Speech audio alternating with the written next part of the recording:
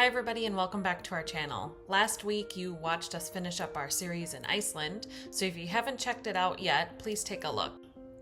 Today we're going to talk about our recent trip to Epic Universe Universal Studios in Orlando. So we have visited almost every Disney and Universal park in Orlando so far, so we were really excited to see Epic Universe.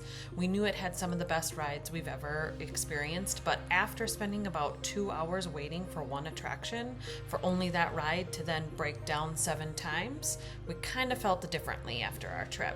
So we realized this park isn't for everyone, at least not yet. So by the end of this video, we'll tell you exactly who should visit Epic Universe now and who should maybe wait.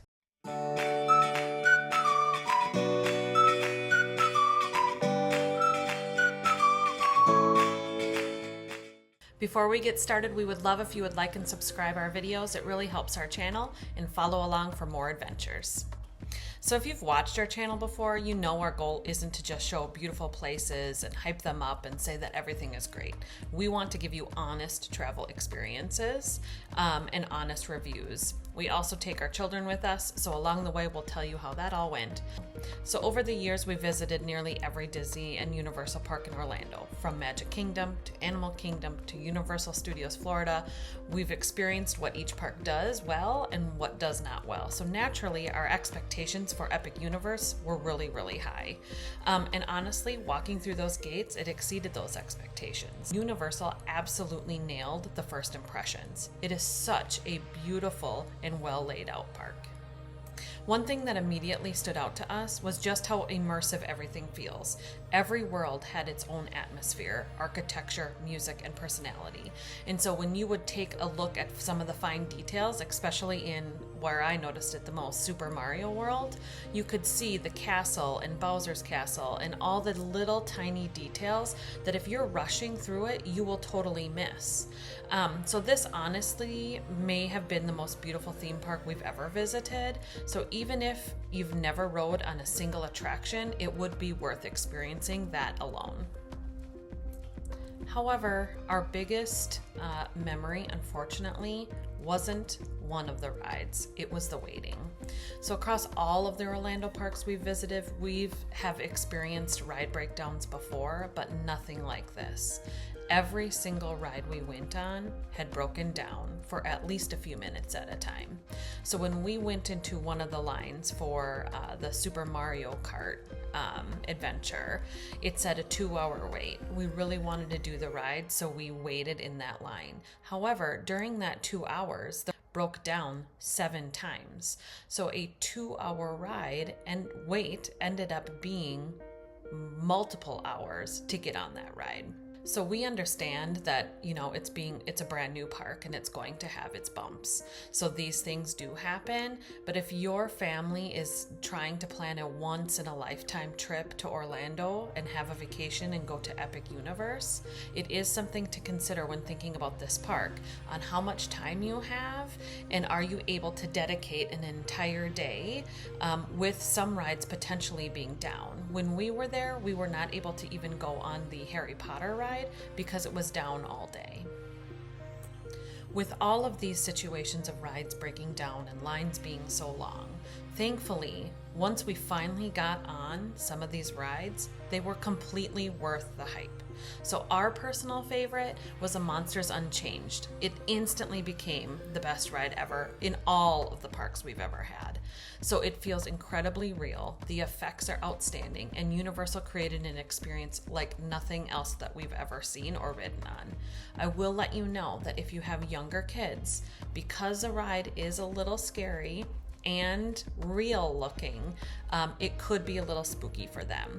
But everything looks fantastic. It jolts you around. You just never know what's going to happen. And one of our favorite rides. That ride actually also had one of the lowest wait lines. And so we went back to do it a second time even because we were able to do that. Another one of our absolute favorites was the Stardust Racers. So it well lived up to the hype. The line actually went fairly fast too. It did say it was about 120 minutes for the wait, but it kept moving, which made it feel not quite as bad. I will also add that across the park, a lot of the line waiting is under the shade, which we haven't experienced at other parks. So that was a nice plus for us. It wasn't super hot the day that we went, but it was nice to be under the shade if you're waiting in line for a few hours.